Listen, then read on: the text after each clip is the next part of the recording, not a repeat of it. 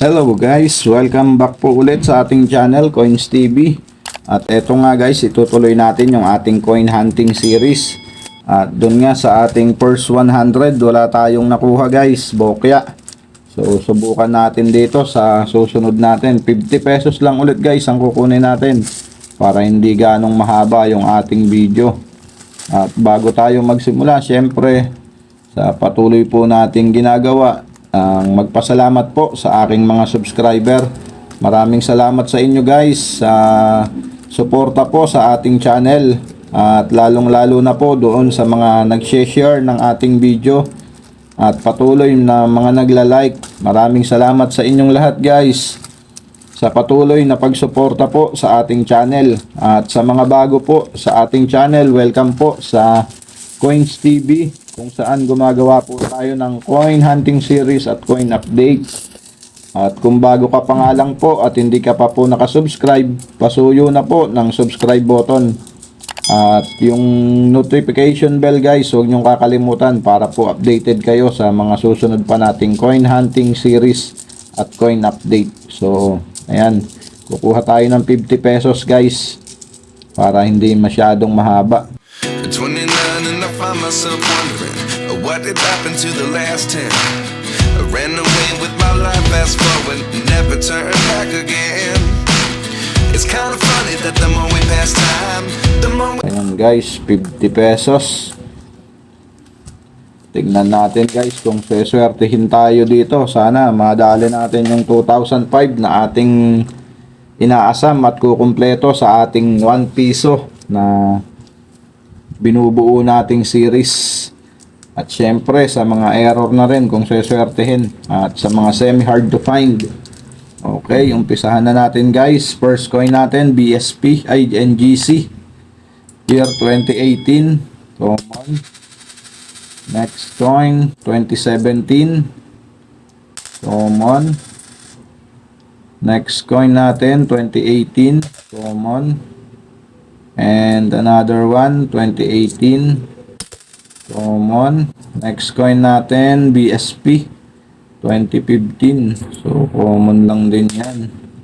At next coin natin, di na mahagilap at napakapangit na, kaya hayaan na natin dyan yan. Year 2018, common. Next coin natin 2018, common.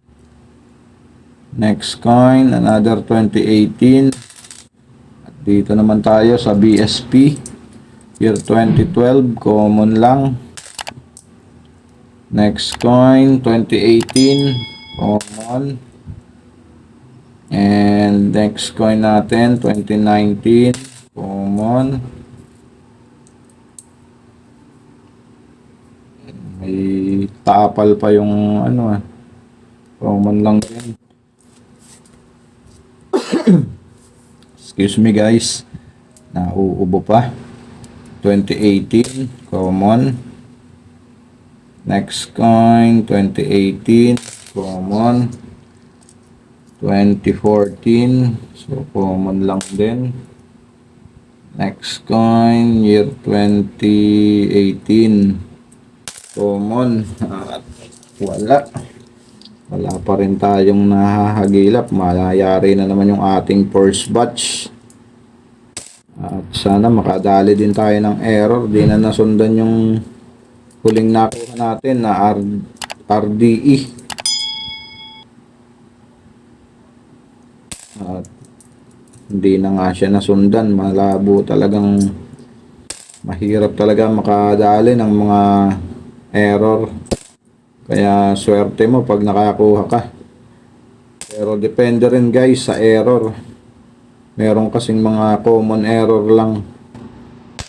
Okay, ang ating last coin sa ating first batch 2018, common. Ayun nga, wala pa rin. Tignan po natin dito guys sa huling batch. Ang ating coin hunting, first coin natin, NGC pa rin. At ang ating first coin, 2019, low mint mark, common. At napupuwing pa. Next coin natin, BSP 2015 common. And another one 2015. Next coin 2010.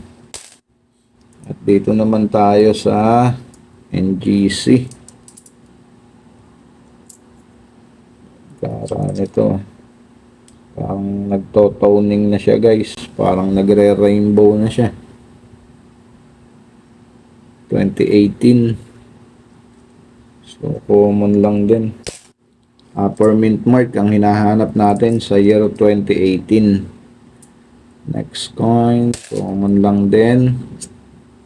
At syempre maraming salamat din po sa mga sumusuporta sa ating channel, sa mga kapwa ko po na coin hunter dyan, at maging sa mga coin vlogger na rin. Maraming salamat po sa inyong lahat, at sa ating mga idol na coin collector, maraming salamat po sa inyong lahat guys, at maging sa ating mga viewers na abroad, maraming salamat po sa inyong lahat sa suporta po sa ating channel. Next coin 2003, non-magnetic yan guys, so common lang din. Next coin 2018 common. Next coin BSP 2011 common. Next coin 2018, common lang din. At ano ba itsura ng dalawa na to? 2000 ang millennium na coin, millennial. Okay, ito ang i-update natin guys, non-magnetic po ulit to, year 2000. Next coin natin 2010. Ba't ganito ba itsura ng 2010? Hindi na maganda. Siya ay sira-sira na.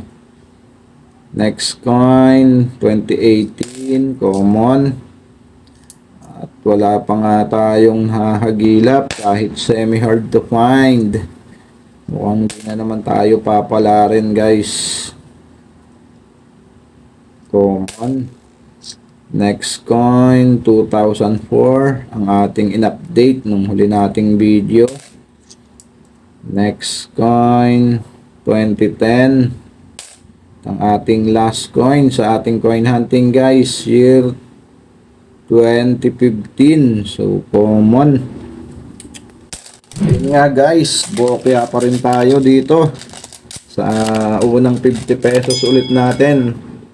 At ito ang ating candidate for updating guys, year 2000 ng non-magnetic. So tingnan natin ang kanyang current price appraisal at ang kanyang corresponding percentage based on website Numista. So alamin po natin kung magkano na nga ba itong barya na to sa kasalukuyan, at kung common ba, semi hard to find or hard to find ang baryang ito. So alamin po natin guys. At eto nga, pupunta lang tayo dito sa ating Numista. Ayan guys, 1 piso non-magnetic, dahil ang year 2000 po ay non-magnetic. At eto, dito natin makikita lahat guys ng impormasyon. Ayan ang kanyang features. Okay, at diretso na nga tayo dito. At ayan, makikita natin ang obverse, ang reverse ng baryang ito, ang edge, at ang year 2000. So diretso na nga tayo dito guys. Ayan, ang year 2000. Ang year 2000 ay meron lang pong isang variation. At ang kanyang frequency guys, 26%. So malaki-laki rin to guys. Kaya common lang din tong year 2000 na to. At ang kanyang price appraisal po sa